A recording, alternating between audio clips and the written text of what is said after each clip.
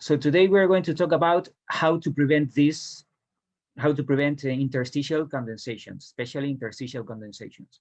This condensation that happens in glass, well, we have to prevent it from happening again, but it's not serious because we see that it's happening. So when something like that is happening, we know that we understand that something is not working well in our building or in the HVAC system or in the ventilation system. But interstitial condensations uh, are worse because we don't see that they are happening, and when we see the effect of the condensations, it's too late. So what do we have to do? Well, we have to study details. Okay, so we have two basic kind of construction. So this is a typical residential construction. We have a wood framing construction. So we have studs. Between the studs, we have the thermal insulation, and then we have a board outside, another board or a drywall or gypsum board or whatever inside. And outside we have this wood siding or this cladding because we have to get rid of the rainwater. Okay. At the bottom of this wall, we have this metal flashing again because this is an air chamber. We have here, we have those strips. Those strips, those wood strips, are nailed to this board, and then we nail this siding to the strips. Okay, so it's very basic. This kind of construction, I mean, it's good. Uh, Things are it's very fast, so you can build walls in the morning. You can or a group can build the walls of a house. It's quite cheap, so it's not expensive. But well, I don't know, maybe because when I was a student they taught me this kind of construction, I tend to think that this is better than this, but it's not. Here we don't have better or worse. So this is more solid if we use brick or concrete blocks like this, and then we have exterior cladding. This is much more expensive. It has a lot of embodied energy inside because concrete, steel, those materials have a lot of embodied energy, and this is something that we have to keep in mind as well. This is very fast. This is quite cheap, and it's more sustainable because building with wood and thermal insulation such as cellulose, when it comes to the global warming potential of buildings, and this is something that we need to study as well, this is better.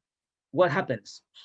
I don't know, when a hurricane blows or there's a storm or something like that, this is more solid.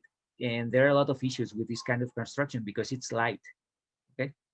So light construction has advantages. It's very fast. It's quite cheap. It's more sustainable, maybe. But there are other disadvantages that when something happens, if it's not calculated against those natural disasters, floods or hurricanes or snowstorms or whatever, we might have issues with this kind of construction. Okay, so this is more reliable. And if you know the difference between residential and commercial construction, this is more commercial construction. We have brick walls or concrete concrete masonry units, and well, but the idea is the same. We have a layer, which is a structural layer. In this case is the concrete block. In this case are the studs and thermal insulation within the studs. And then we have a ventilated air chamber here. Okay, so the thermal insulation can be either inside or outside. Again, if you look at this, most likely this is out and this is in. And if we are looking at this, where the wood siding or the cladding is outdoors and this is indoors. Okay, but we don't have to specify this is outdoors and this is indoors, because looking at this, we should understand what indoors and outdoors is. Okay, so this is either commercial construction or residential construction. We need a structural layer, we need thermal insulation, and then we need a finish. So here, the structural layer is the studs, the thermal insulation is within studs, okay?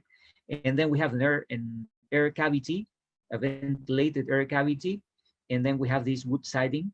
Here we have this cladding, this ceramic cladding. Yeah, okay, so this is heavier, probably more reliable when it comes to structural resistance, and much more expensive, and with a lot of embodied energy.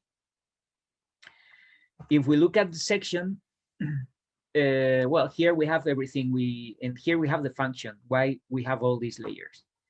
Here we have a wall board. It can be wall board, plywood, gypsum board, drywall. Okay, so we have different materials or different names for this, but this is the internal finish.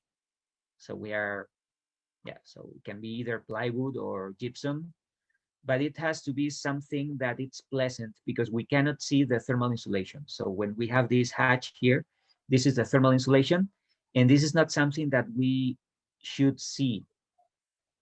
Well, there are exceptions, but it's not a reliable material. So it's not strong enough, so we cannot nail a frame or a painting on this material because it's not resistant enough. So that's why we need wood.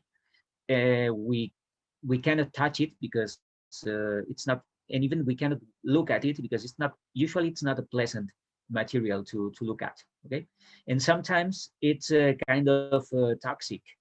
For example, glass wool, we cannot touch glass wool, or we cannot breathe close to, so it has to be hidden. Usually the thermal insulation is something that has to be hidden. Here we have another sheeting or another plywood layer, and we need to provide this layer with a waterproof layer. So here we have this dashed line is a drainage plane.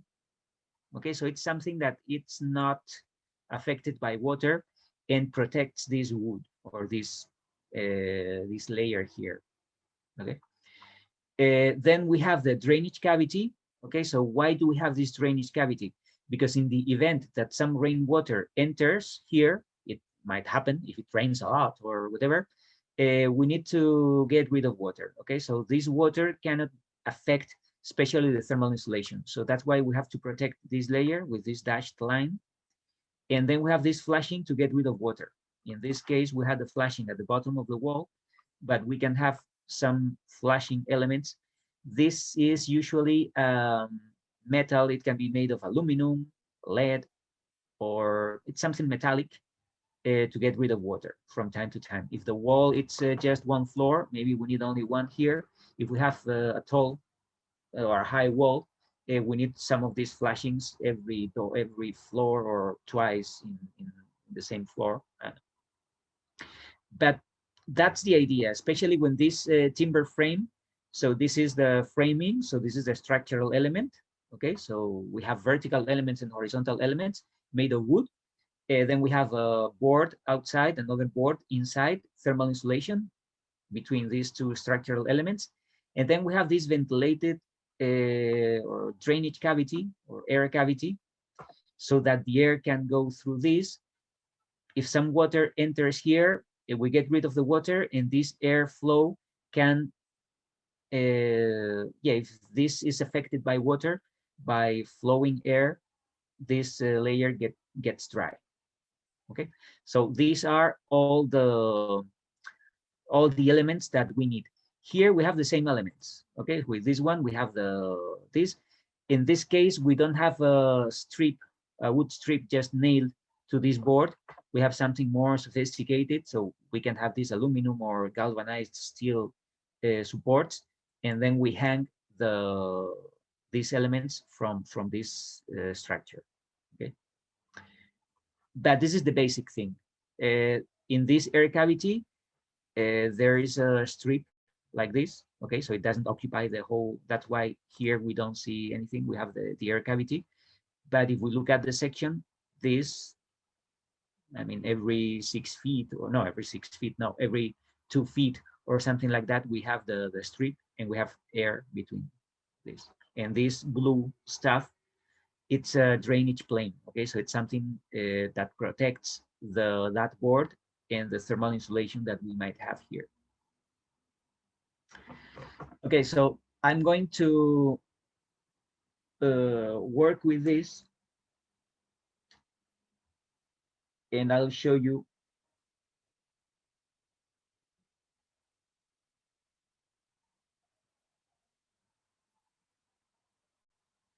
Okay, great, it works.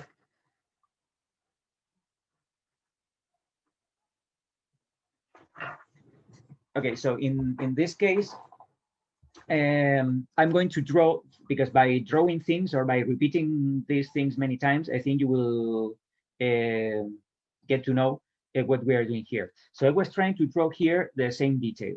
And this is something that you have to get used to doing, drawing your own details, first by hand or using software. Finally, we will try to do this with Revit. We're not doing this in this course. We're drawing these kind of details in CAD 3. Okay, but this is what we have to do. So we have here different layers.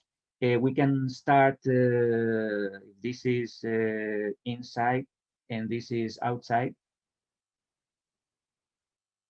Okay, what layers do we have? So the first one is the drywall or whatever. Then we will have the thermal insulation here. Then there will be another wall. Then we have the air cavity. And what we have to do now is to draw the siding.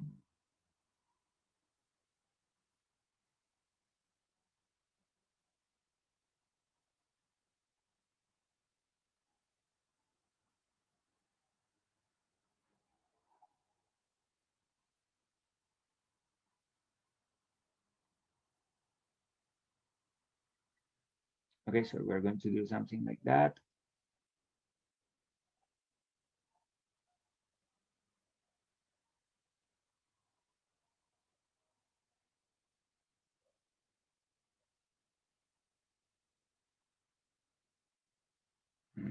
I don't like this.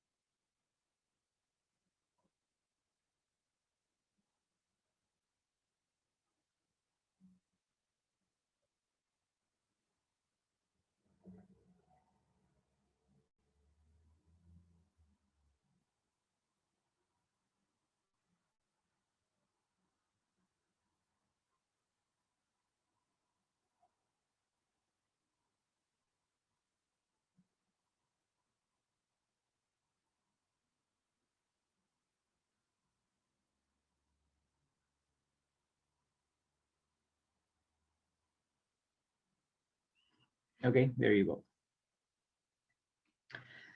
So here we have different layers. We can cut this here and here. And I'm going to delete.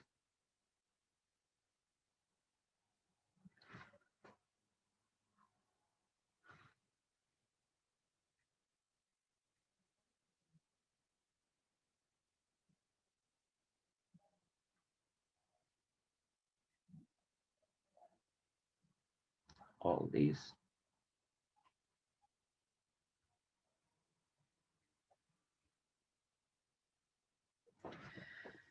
Okay, so this is what I have done. We have the walls, the thermal insulation. We have this air cavity, and here we have the siding. Okay, so basically this is what we need. If we want to draw this, we can assign this kind of hatch to the thermal insulation.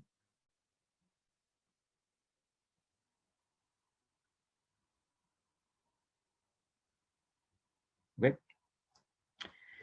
And well, we can assign colors.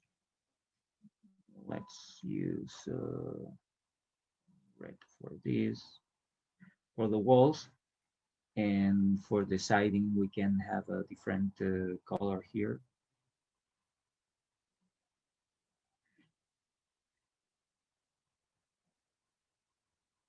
Okay. And for the thermal insulation, we can use like a yellowish. It's always yellowish.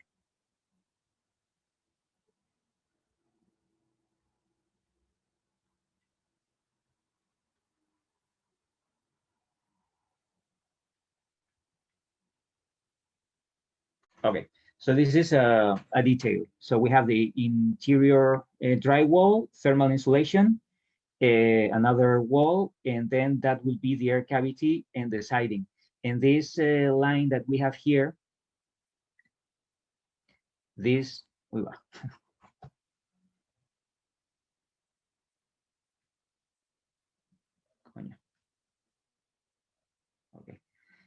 this line that you can see here, this is the projection of this strip of wood in which we are nailing the siding here. Okay, and now we have to analyze this. So what do we have outdoors? So outdoors we have water.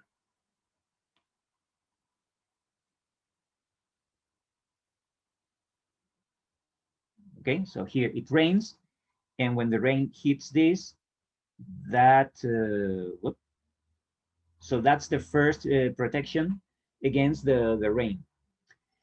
In the event that some of the rain is entering this building, or before that, this is the source of water that we have outside. It's rain, okay? But what happens inside? Inside, we can have water. Usually, we don't have rain. Yeah, we can open the tap, and if we don't close it, the house will get flooded, but it's not, well, usually it doesn't happen. But we have a source of moisture inside, which is a human being. Okay, so we have human beings here inside.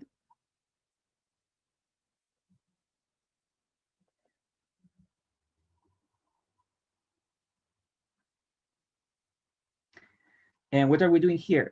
Well, what are we doing inside? So usually we are moving, we are not still. And when we are moving, we tend to sweat. It's disgusting, but it happens. Okay, so we are generating moisture just by breathing, okay, or by speaking, or by moving. We are sweating, so we are generating moisture. Okay, so this is what happens. We have moisture inside, we have rain outside, and this is happening. So when we have people inside the house, when people are moving and talking, we are generating moisture.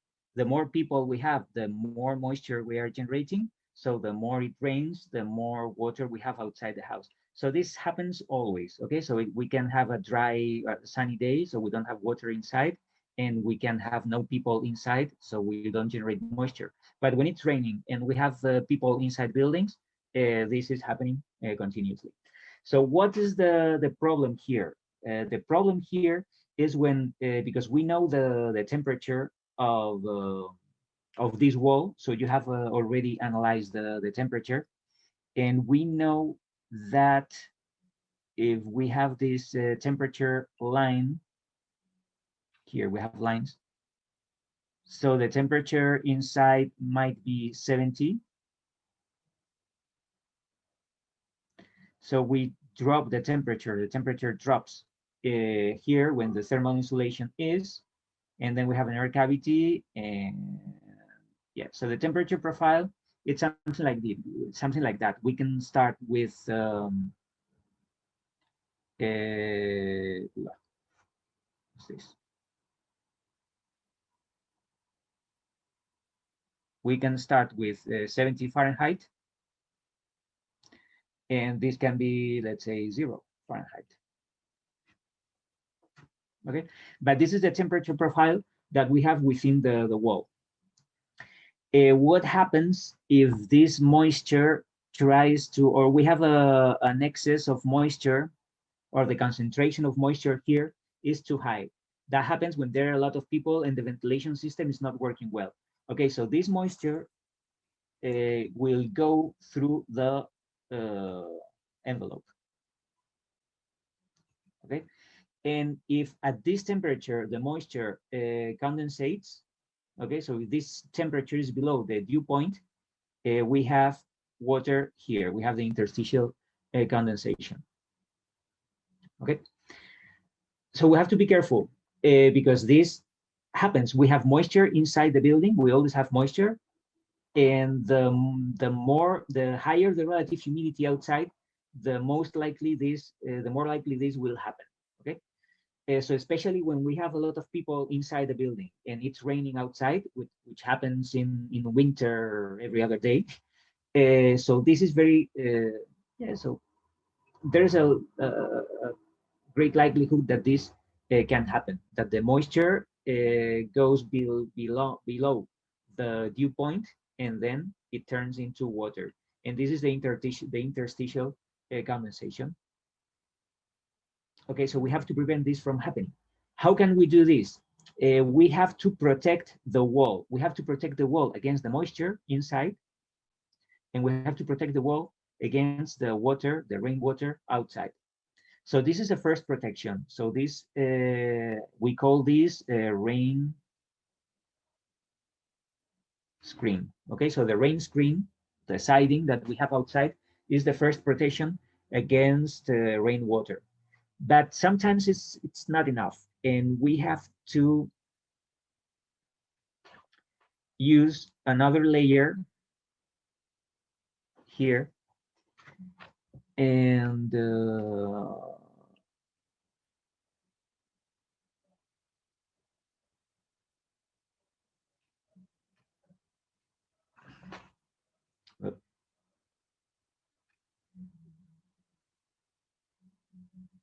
okay, so we have layer there, and then we can, when we have a dashed line like this is usually something that protects the envelope or the wall from water. Okay, so we need this layer here outdoors, so we can call this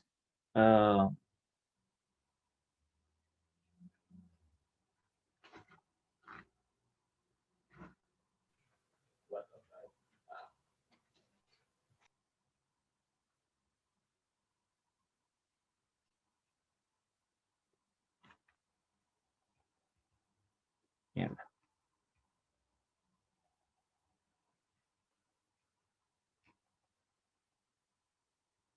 So this is a water barrier. Usually we call this also air barrier as well. Okay, so this is always outside, but we need another layer, another protection against moisture here.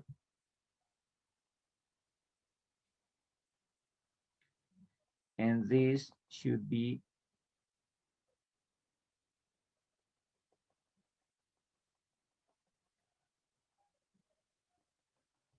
the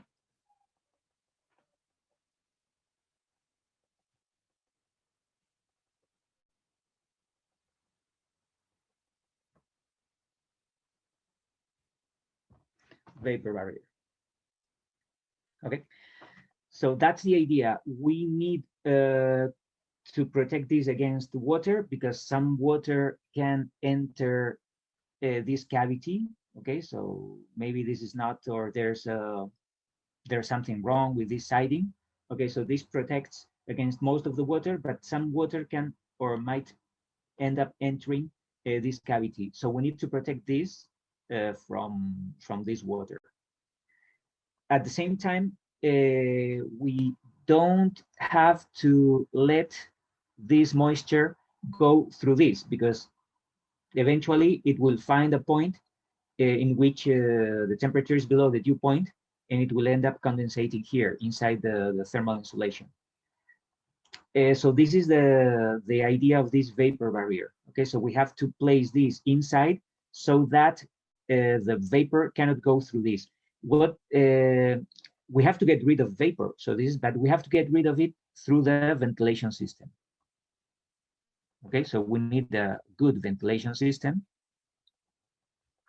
to get rid of the vapor. but the vapor should not go through the wall. So this is what we have to understand this course, or at least the first 3-4 weeks. We need to understand that with this detail, first, we need to get rid of the moisture that we generate here. This is through the ventilation system. Even if we are generating a lot of moisture, we cannot let the moisture go through the envelope. So that's why we have the vapor barrier. And on the other hand, we have to protect this part of the wall against the rainwater. So here we have rain. So we have this layer, this first layer, the siding. Then we have this ventilated drainage cavity. So here the air flows, so it can help get rid of water as well. And finally, we need a water barrier or an air barrier here outside. Okay. So this is what we need. So every single detail that we are designing from now until the end of your days as an architect, you have to keep in mind that we need to protect this side of the wall with a vapor barrier, and then we have to protect this side of the wall with a water or an air barrier. And that's it. So no matter what detail we are analyzing, we need all these. We need an internal finish, we need a vapor barrier, we need a thermal insulation, then we need an air cavity here, or a ventilated drainage cavity, an air barrier here, and then we need a finish, siding or whatever. So that will be, and no matter if we are working with a timber frame or we're working with concrete blocks and brick or whatever, we always have that structure in our wall details.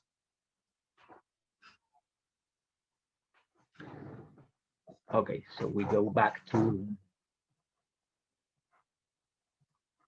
the screen, and this is it.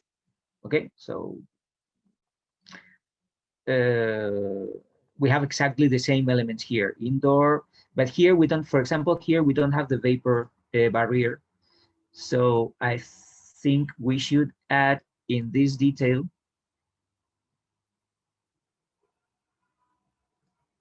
we should add a dashed line, and yeah, so that would be the vapor barrier here. Okay, so here we have the air or the water barrier protecting the outside of this detail, but we don't have this. When it comes to calculating the R value or the U value of this wall, well, we have to understand something. Outdoors, it's cold, so we have 0 Fahrenheit here. And indoors, we will have 70 Fahrenheit, comfort temperature. This is in. Okay. What is the temperature in this cavity? Well, I don't know. What we have done with the Excel file, okay, if we, okay, so we have the air wood, we have the glass wool, then we have the plywood again, and here we can have the air cavity. And for this air cavity, if you go to thermal conductivity of this air cavity is 0.9. Thermal conductivity of the air cavity is 0.9. And this can be sandstone. Okay, so this is the thermal conductivity. Sandstone is 9.8. 9.8. So the glass wool should be 0.23. Let me check.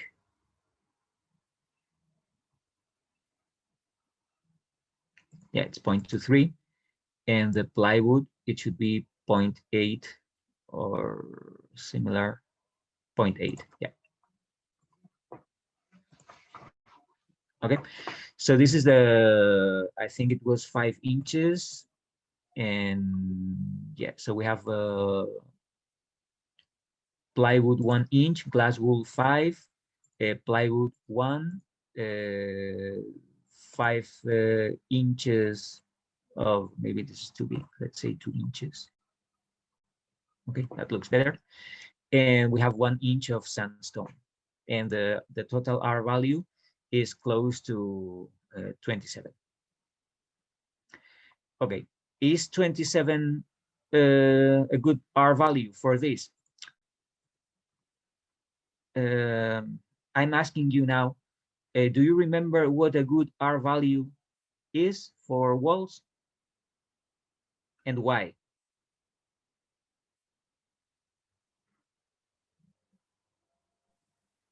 I would guess that it is a good R value. What, 27? Yeah, Yeah, it's good, but why is it good? because the higher the R value, the greater it'll prevent the air from escaping. Yeah, sure. The higher, the better. But what is acceptable? Is 27 acceptable? And why is it acceptable? I mean, based on what?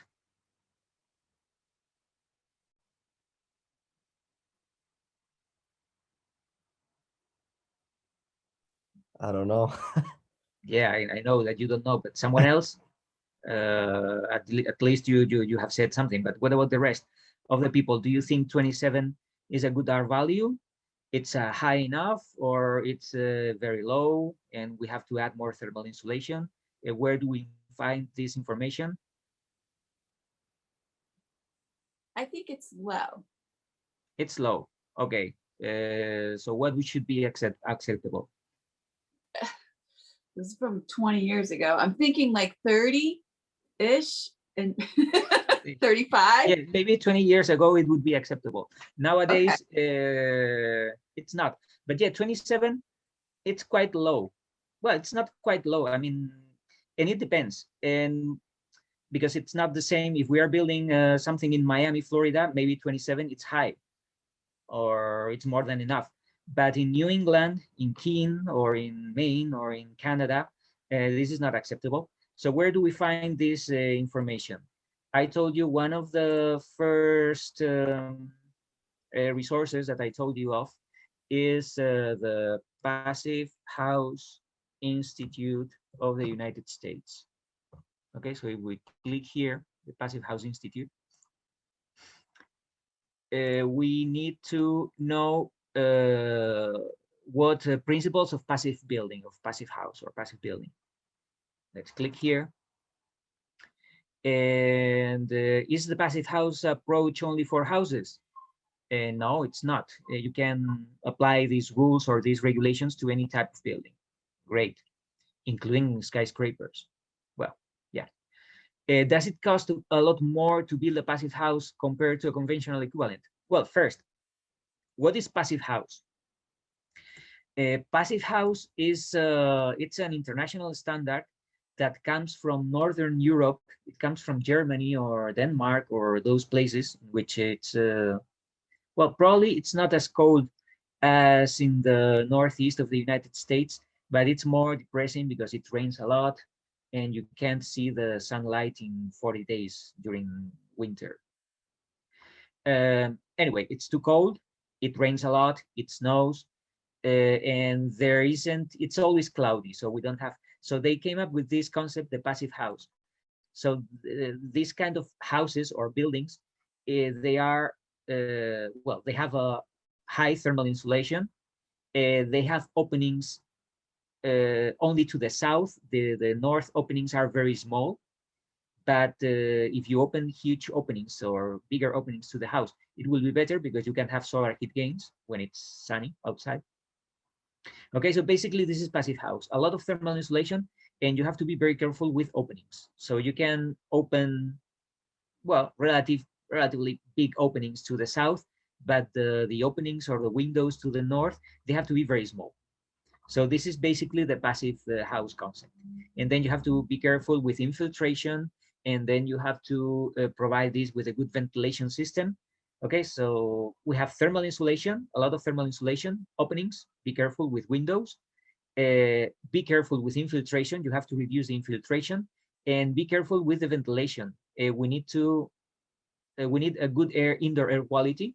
So we need the right amount of fresh air entering the building, but at the same time, entering fresh air, it can, yeah, there are a lot of heat losses if we don't ventilate the system properly. So we need heat recoveries or devices that make ventilation more effective.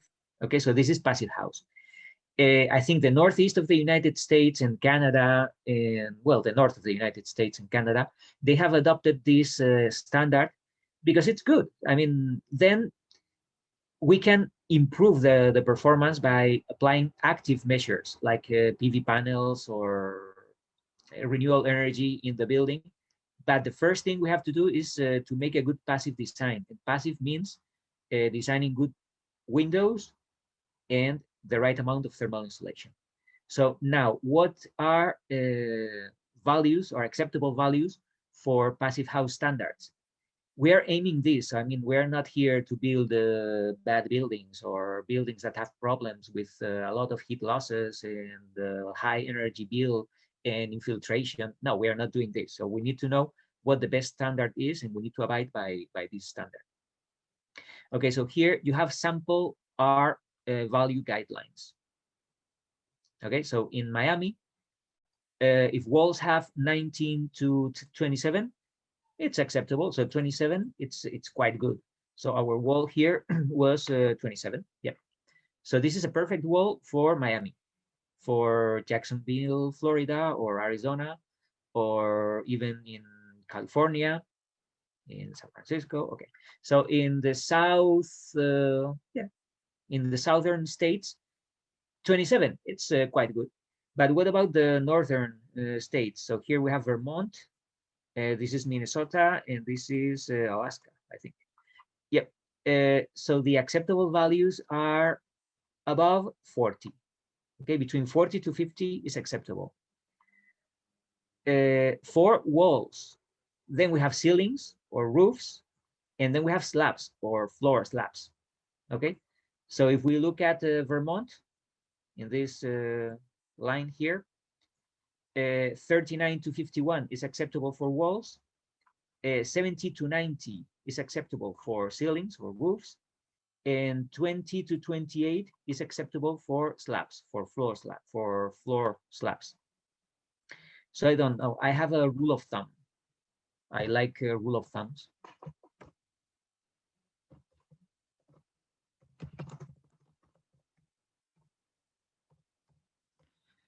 R value for walls, for floor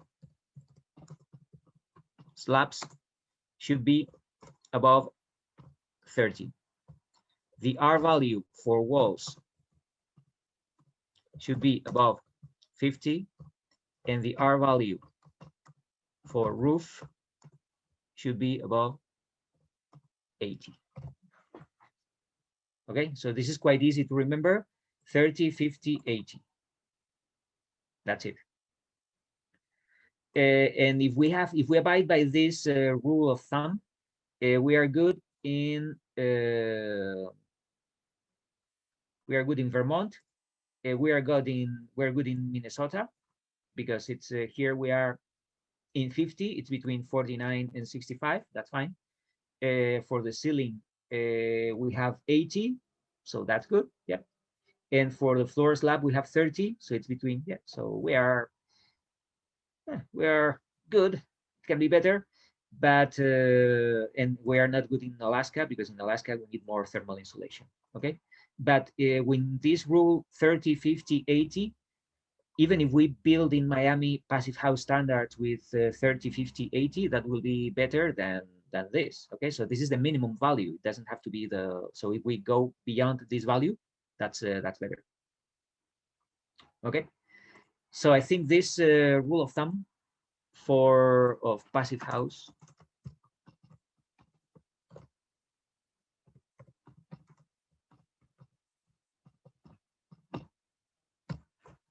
that's good. 30, 50, 80.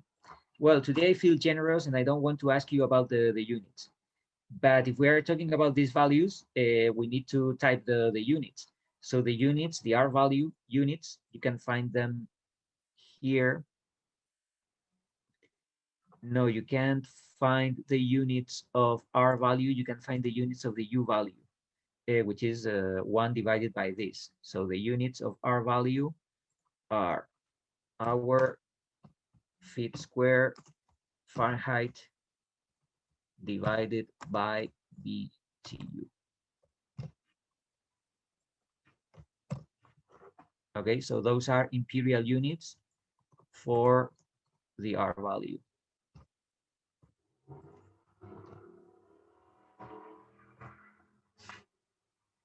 $30, $50, $80. So why? Because according to the Passive House Institute of the United States, we have here. So this is the first page, and they recommend us these values. Okay, so let's do it. It doesn't mean that 27 it's bad. No, in Miami it's acceptable. In Arizona, in Florida, in California, 27 it's acceptable.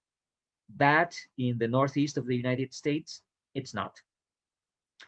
Is this official?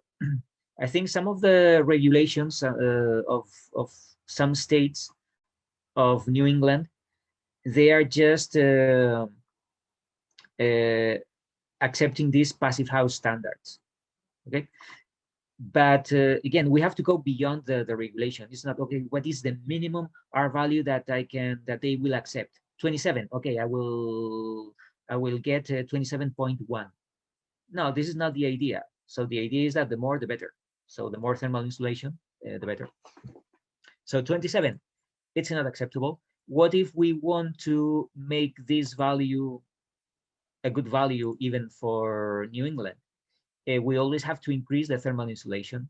So what kind of, or what is the width of a thermal insulation to have here 20, something above 50? So we have to go to the glass wool layer. 5 inches is not enough. So let's say 10.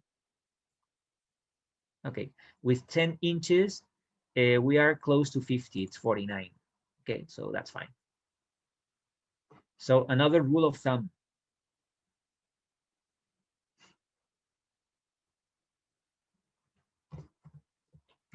Minimum of 10 inches of thermal insulation. Minimum.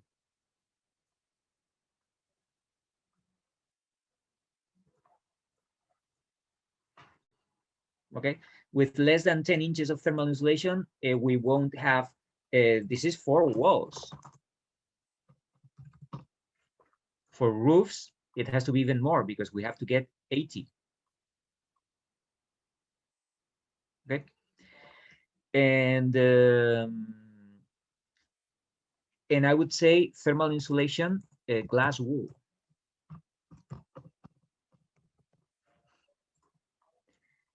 What if we have cellulose?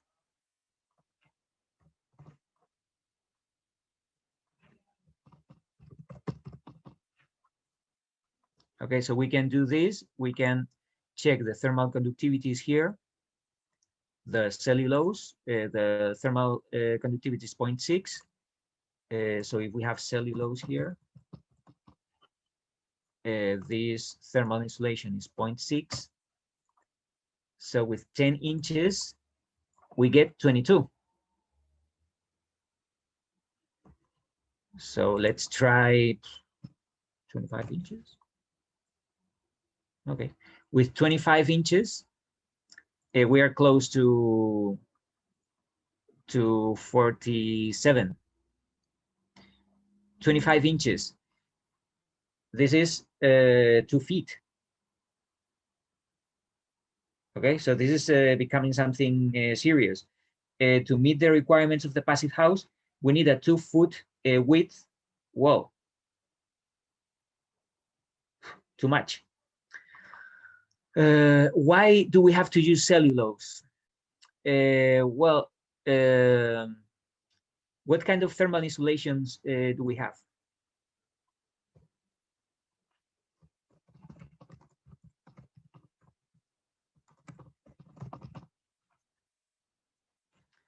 One, let's say a glass,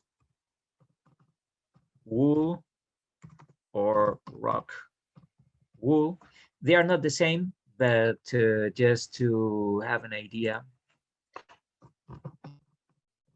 glass wool. So we can get pictures. Okay, so this is glass wool. So we'll copy.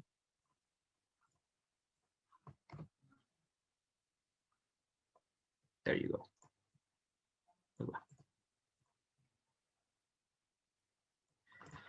What's the difference between the glass wool and rock wool?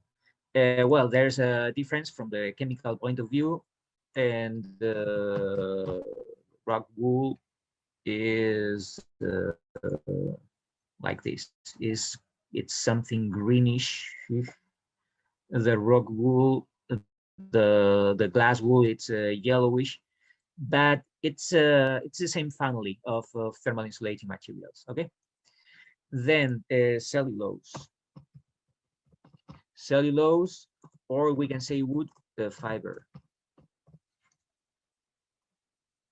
Okay, so this is cellulose, wood fiber, and do we have panels? Yes, we do. Okay, something like that.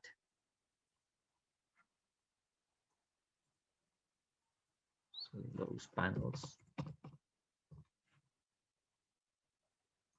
Excuse me, is that wood fiber or wool fiber? It's wood fiber. Fiber, yeah. Thank Okay, you. so it comes from wood. Cellulose, it's something that comes from plants or wood.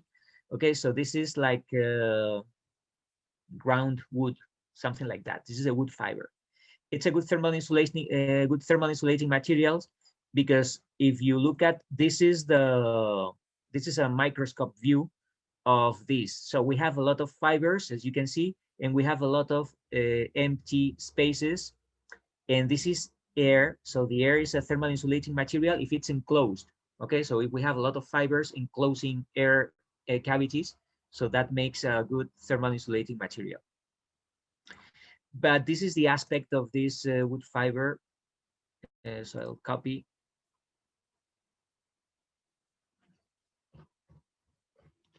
Let's say cellulose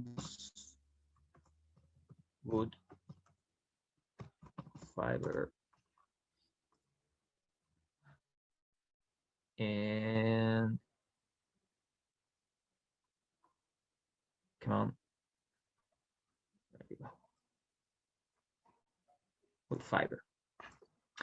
And finally, we have the polystyrene or polyurethane.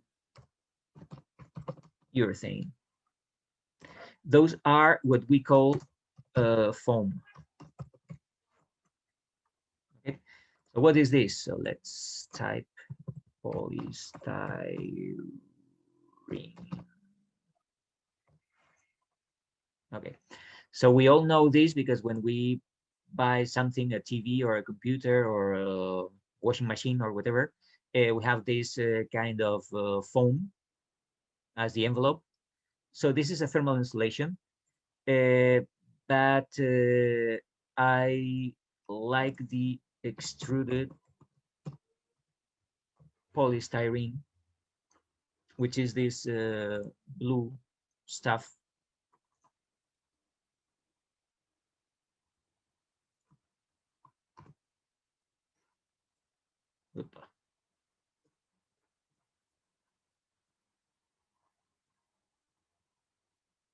There you go.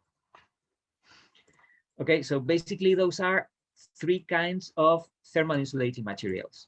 There are more, but 90% of materials we can find in buildings, they are made of either polystyrene or polyurethane, cellulose or wood fiber, or glass wool and rock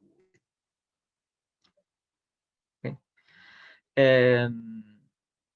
So again, what is the best and what is the worst? So there is nothing best, or there is nothing the worst, or we need to know, we need to get to know the materials.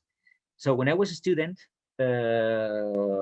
yeah, let's say a few years ago, and when I was student in Spain, okay, so because maybe students in other parts of or in other architecture schools, they might have different opinions. But my teachers, all of them, told me that polystyrene, extruded polystyrene, was the best insulating material that we can. And yeah, I believe that because yeah, we tend to believe what our instructors or teachers say.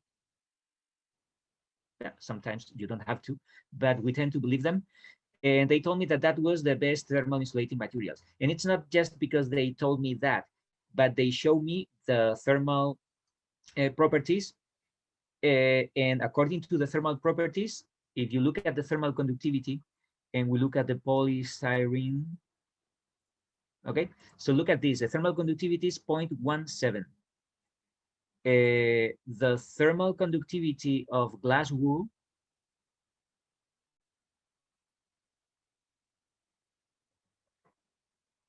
where is it? Is 0.23. Okay, so the lower the thermal conductivity, the better. So 0.17, it's better than 0.23. And what about the cellulose? The cellulose is 0.6.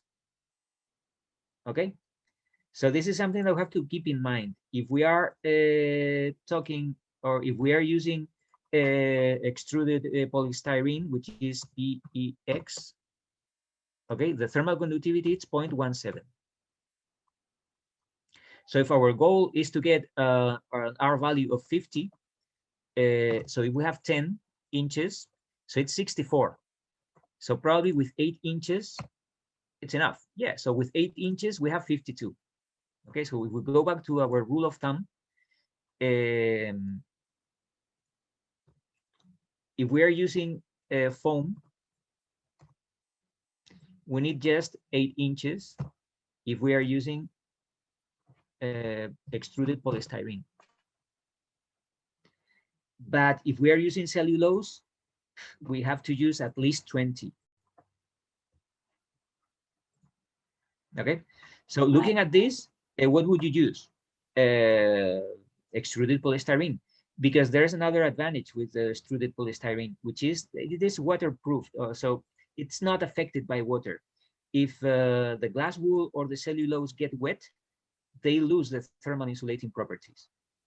Hey, Fernando, I have a Yep. quick question. Sure.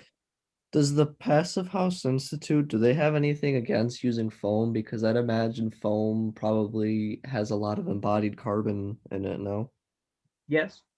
This is I'm talking the good things about the foam. The bad thing is the high embodied energy. Okay, so we can say that it has a high embodied energy. And now this is relevant. The cellulose, it has the lowest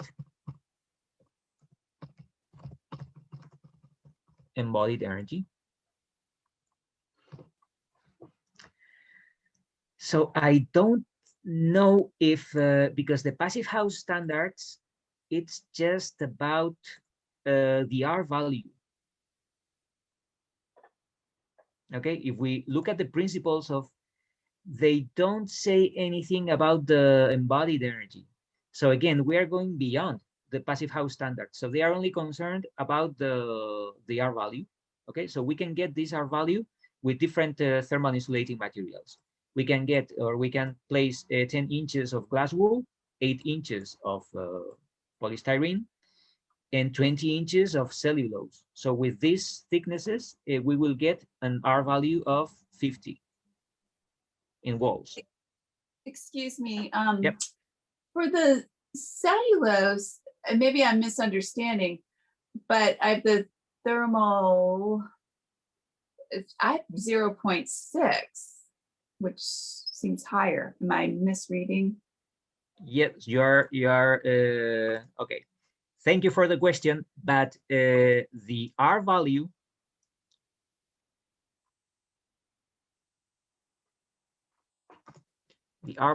it's always so let's do this.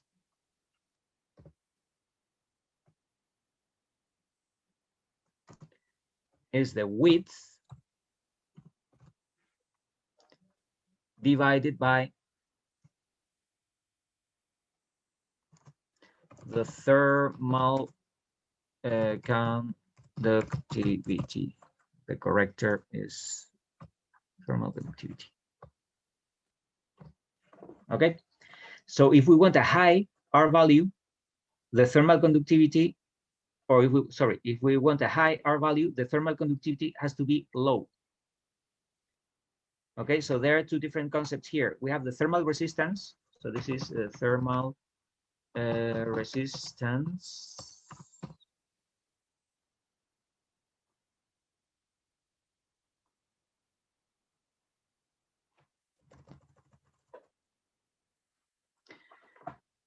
So the thermal resistance,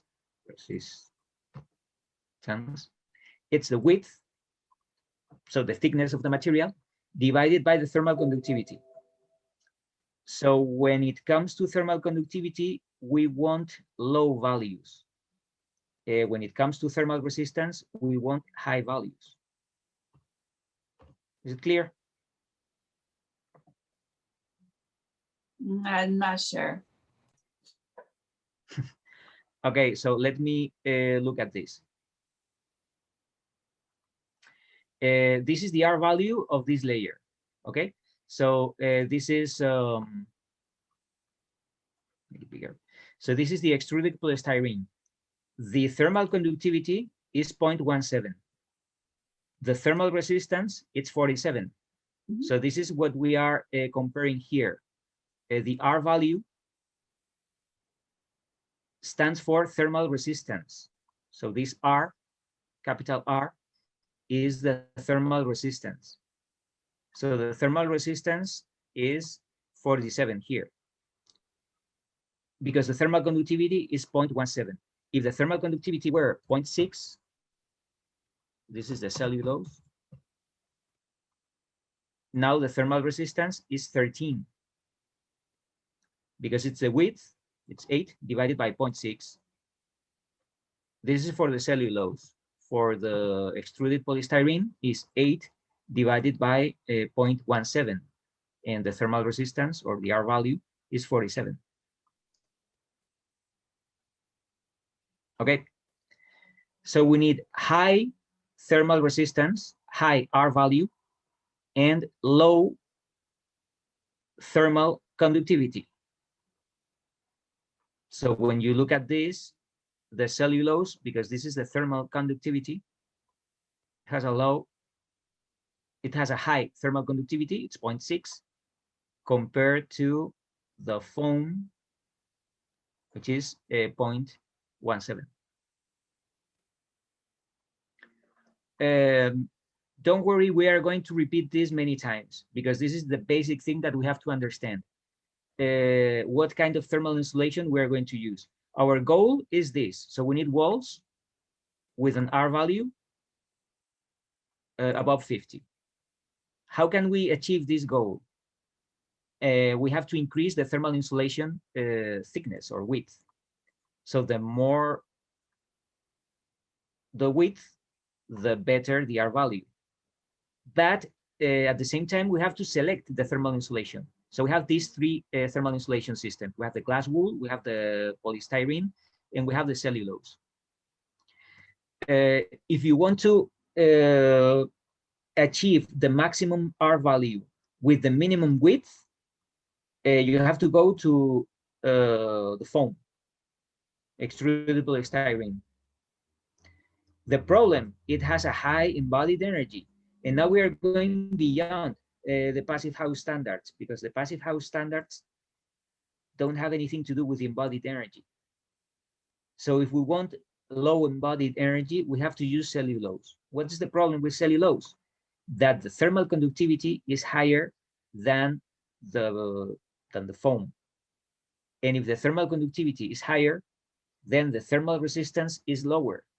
What do we have to do? We have to increase the width.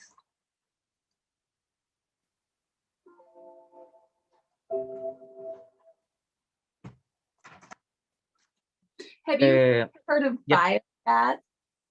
Sorry again? Have you heard of biobat? No, what is this? I think it's like it's probably some type of cellulose. I think it's loose. I don't know if it's paper or wood, but I mean, I can. I guess Can you type in the chat the name of? Sure. I mean, I'm talking about these three kind of thermal insulating materials. There are more for sure, but well, at least now you have a criteria to select the thermal insulating materials, and I'm sure that every single year there will be people doing research and companies launching more thermal insulating materials to the market. But now you have a criteria. So we need two parameters. We have the embodied energy and we need the thermal conductivity. So by checking these two materials, we can compare and then we can make a decision. I mean, if I'm not concerned about the embodied energy, I would always use the foam. Why? Because it has the lowest thermal conductivity. I was explaining that it can bear water. If other materials get wet, they lose thermal insulating properties. The foam, it's perfect, especially for insulating roofs. For example, in roofs, well, especially a flat roof is exposed to the rainwater. So in flat roofs, I would use this foam because it's not affected by water. In walls, well, in walls is different because in a vertical surface, rain doesn't affect that much.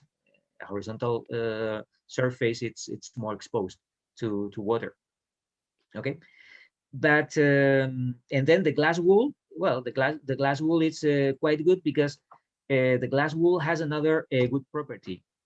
Is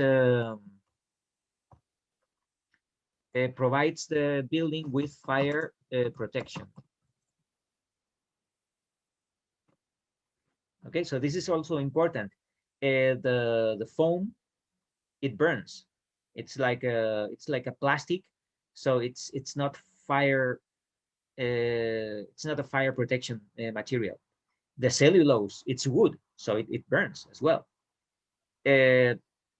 But the glass wool, it's resistant against fire. Okay, so we don't say that what is the best thermal insulating material? Well, it depends. What do you want? Do you want fire protection? Then glass wool. Do you want a low embodied energy? Okay, cellulose. Do you want? So are you planning, or do you want to insulate a flat roof? So I would use the foam, and you can combine different materials. Okay, so why not? So you don't have to select just one. But now the world is concerned about the embodied energy. 20 years ago or 30 years ago, especially in Spain, we didn't have any concern about global warming or embodied energy. Now we have. Okay, so things have changed. So this is important. It's not what I'm recommending. It's not even what the Passive House front page is recommending. You have to make your own decision based on different data. So you need to analyze data, and then what you want. What does your client want? If you want to go sustainable, use cellulose. That will give you a lot of trouble. You have to protect the cellulose against water. You have to increase the thickness of the thermal insulating material. Okay, but you are sustainable.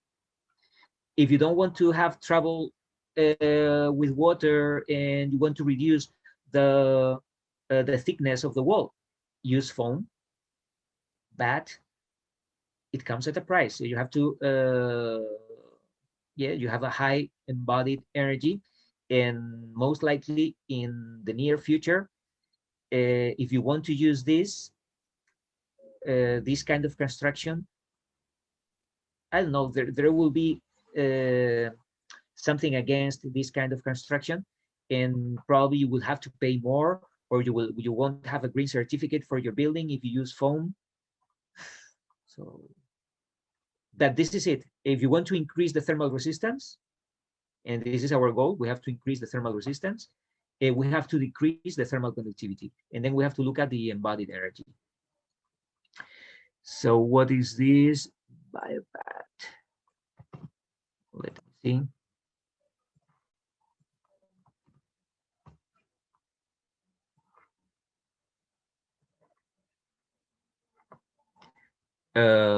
These are batteries. I don't think this is. Yeah, I didn't find anything myself. That's why I can ask. I can ask somebody. Bio-based.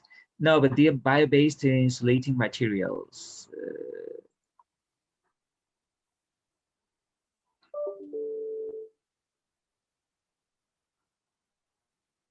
Yeah, but I think this is the cellulose, or this is the wood fiber. So this is the aspect that the cellulose. So I'm just summarizing here. So we have the glass wool family, the foam family, and the cellulose family. So I think this kind of bio insulating materials or thermal insulation, it's they belong to this family, to the cellulose family.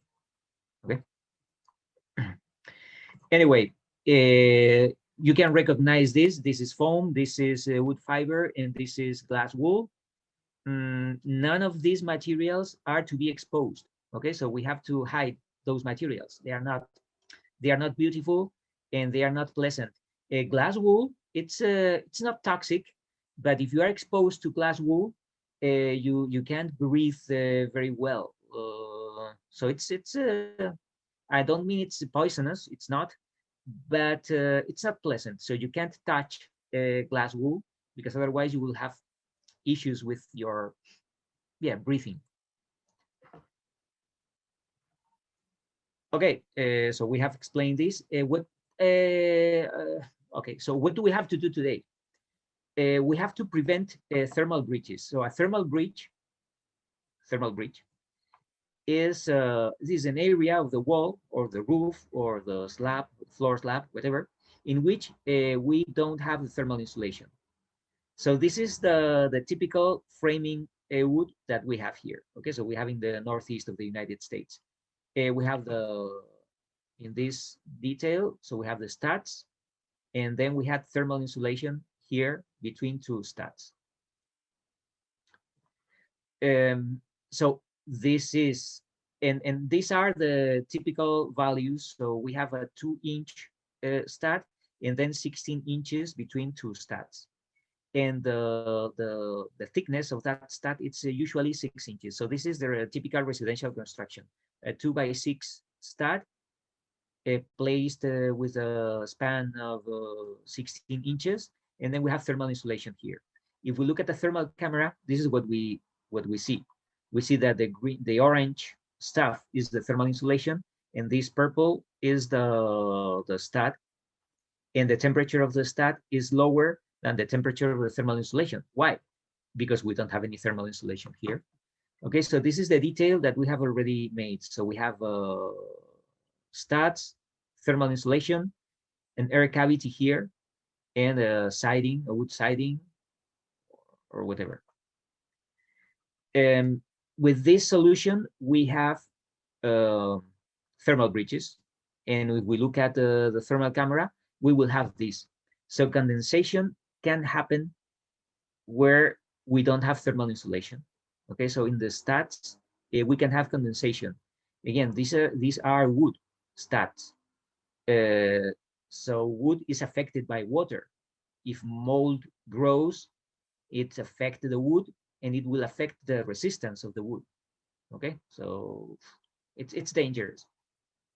So what we have to do? We have to apply an extra layer of thermal insulation, either outside or inside.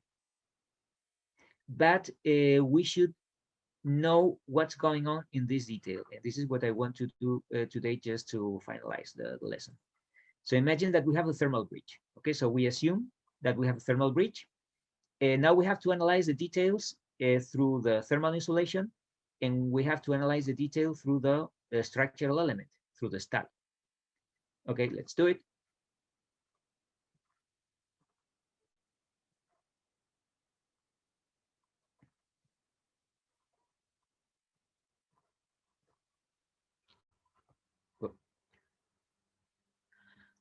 So let's analyze this detail. So here from inside, we have a wood board. It can be plywood. Then we have thermal insulation. Let's say, let's start with glass wool.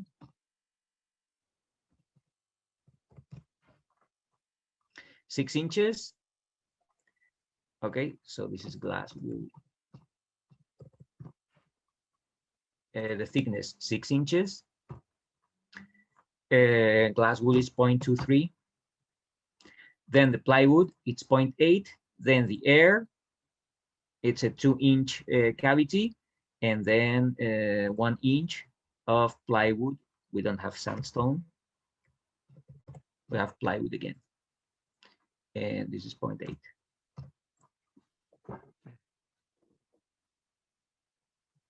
Okay. So this detail, let's check. Plywood, 1 inch. Thermal insulation glass wool, 6 inches. Plywood, 1 inch. Air cavity, 2 inches. And the wood shingles can be plywood or whatever. It's again 1 inch. Okay, so the total R value is sorry,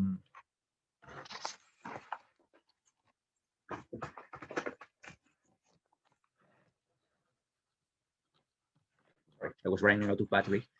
So the total R value is 33. So let's copy all this here.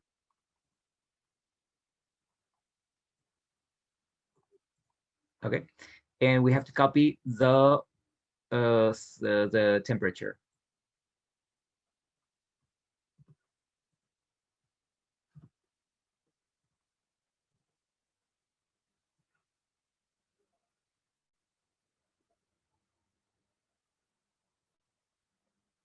Okay, so this is the temperature distribution within this line. We're analyzing now the same wall, but 2 different lines. This line through the thermal insulation and this line through the wood stud.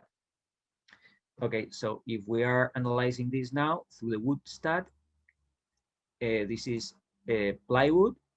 Then we have wood.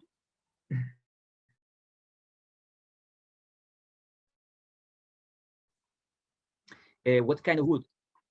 Plywood. And if we look at the thermal conductivities, here we have, well, it's timber.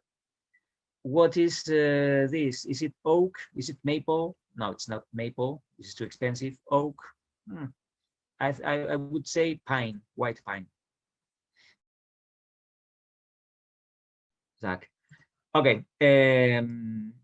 Well, I was trying to explain you that you don't have to go crazy about, oh, I don't have this kind of wood that I'm designing. We have ash, maple, oak, pine, walnut, white pine, oak. And look at the thermal conductivities. It's 0.9, 0.9, 0.86, 0.98. So it doesn't matter. It's around 0.9. Okay. So if we are analyzing this wood, I would use white pine because it's a structural wood. It's not maple or oak. Those are wood that are very expensive, and we don't use this kind of wood for structural elements because it's for floorings or panels or whatever. But here we can use pine. Okay, so the pine, it's 0.86. It doesn't matter. You can type 0.9, well, let's say 0.8, 0.06, and it's 6 inches, okay, because we have 6 inches here. And then we have plywood, 1 inch. We have the air cavity, 2 inches. And plywood again, 1 inch, okay? So look at this, the R value is 13. It's almost 14, but it's quite low, okay? So this is clearly a thermal breach.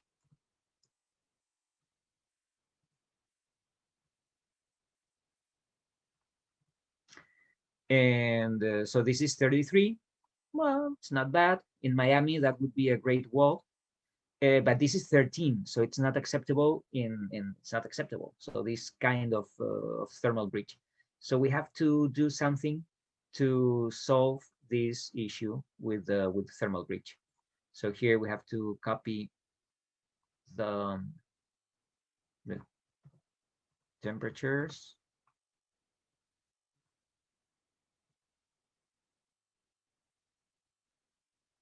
There you go.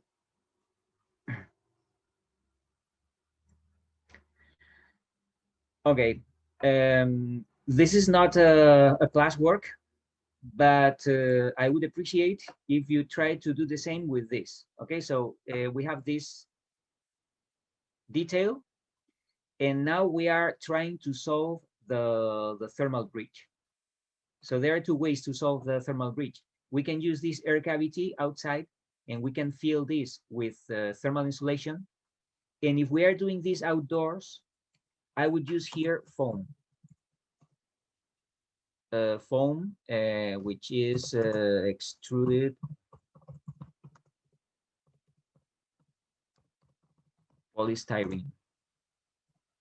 Okay, imagine that we are retrofitting a house in King, and there's a huge market for energy retrofitting now, because most of the walls that we have are like this, and we would be lucky if we have 6 inches of thermal insulation.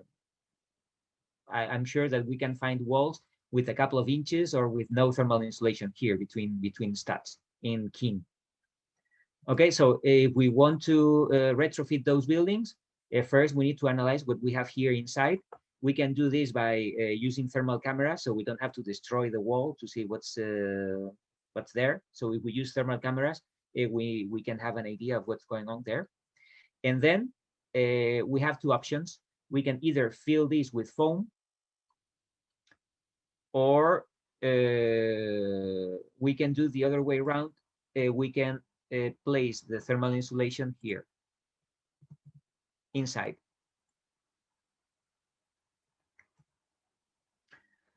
This is easier because placing thermal insulation outside, it's more expensive. This is easier, but on the other hand, we are losing the indoor space.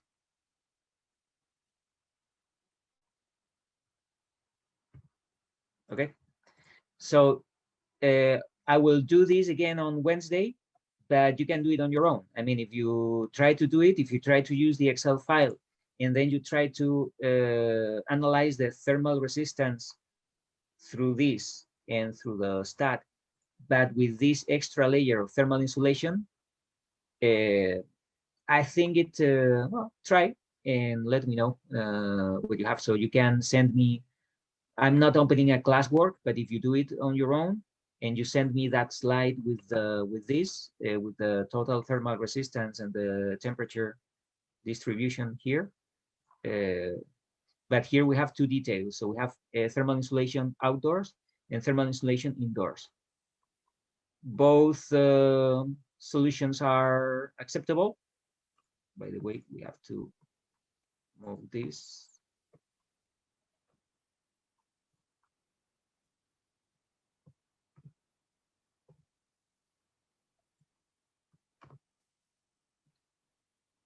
Because the thermal insulation is